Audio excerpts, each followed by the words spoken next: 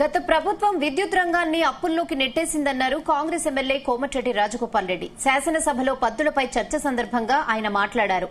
అప్పుల నుంచి విద్యుత్ రంగాన్ని బయటకు తీసుకొచ్చేందుకు ప్రయత్నిస్తున్నట్లు తెలిపారు.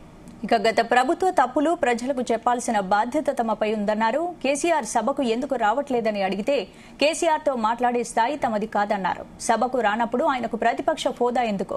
ప్రతిపక్ష నేత హోదా కేసీఆర్ కి కాకుండా వేరే వారు తీసుకోవచ్చు కదా అని సూచించారు. యాదాద్రి పవర్ ప్లాంట్ లాభదాయకం కాదని 2018లోనే చెప్పానన్నారు. రామగుండంలో పవర్ ప్లాంట్ ఏర్పాటు చేయాలని విభజన చట్టంలో ఉందని, అక్కడ కాకుండా యాదాద్రిలో ఎందుకు నిర్మించారని కోమటిరెడ్డి రాజగోపాల్ రెడ్డి విమర్శించారు.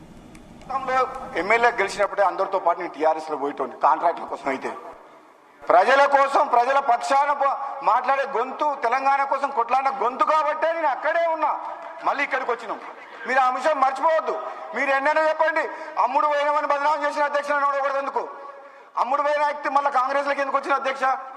మనిషిని అయితే మరి అమ్ముడు పోయినా అని చెప్పిన వాళ్ళు ఈ రోజు ఏం సమాధానం చెప్తారు అధ్యక్ష? తెలంగాణ ప్రజలకు, మునుగోడు ప్రజలకు అమ్ముడు పోయినామని బదనామం చేసిన అధ్యక్ష మళ్ళీ కాంగ్రెస్ లోకి వచ్చి, తెలంగాణ ఇచ్చిన కాంగ్రెస్ పార్టీకి వచ్చి మిమ్మల్ని అక్కడ పంపిస్తేందుకే వచ్చిన అధ్యక్ష. ఆ విషయం మాత్రం క్లారిటీ ఉంది అధ్యక్ష. తెలంగాణ ప్రజలకు కూడా నమ్మకం కలిగింది అధ్యక్ష. ఎంత బదనాం చేసినా చరిత్రలో చివరకు గెలిచేది ధర్మమే అధ్యక్ష. నా విషయంలో కూడా ధర్మం గెలిచింది అధ్యక్ష. అందులో ఎటువంటి అనుమానం లేదు అధ్యక్ష.